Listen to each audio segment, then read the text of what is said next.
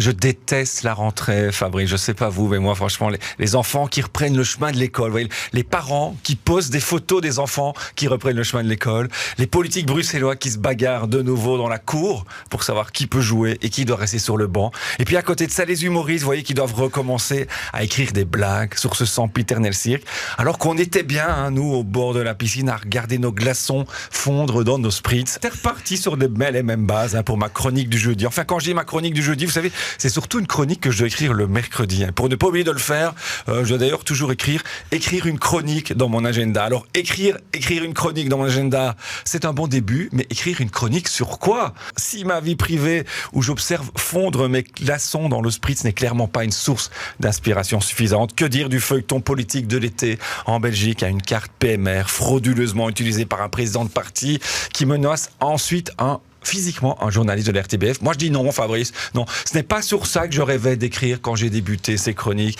Et puis si en plus il faut faire une chronique chaque fois que Georges Duboucher insulte quelqu'un, autant devenir directement son porte-parole. Vous voyez, comme ça je serai mieux payé pour parler tous les jours de lui. Alors petite parenthèse sur cette affaire tout de même, puisqu'aucune conséquence n'a suivi cette menace, j'en déduis qu'on peut donc aujourd'hui menacer les journalistes impunément. Donc à partir de ce jour, Fabrice, je vous menacerai physiquement si vous ne rigolez pas à mes blagues. Je vous attends. Ok, on est d'accord, très bien. Et si mes menaces physiques n'ont pas l'effet escompté, je pourrais aussi boycotter BX1. Oui. Alors, en fait, attendez, je réfléchis. J'ai parlé vite. Il y a quelque chose. J'ai parlé un peu vite. Là. Je réalise que c'est le seul média qui me donne la parole. Oubliez ce que je viens de dire, Fabrice. On va recommencer comme avant, quand vous me regardez avec votre petit air désespéré. Alors, je pourrais vous parler ce matin d'un dossier courageux et porteur d'espoir, hein, la récente reconnaissance de la Palestine par la Belgique. Mais en même temps, je me dis qu'avec de telles conditions, comme la libération de tous les otages, et puis le Hamas qui ne doit plus assumer aucune gestion, je crois que la Belgique ne se mouille en fait pas trop. Hein, au rythme où avance le génocide, d'ailleurs, je pense qu'on reconnaîtra la Palestine quand il n'y aura plus aucun Palestinien vivant.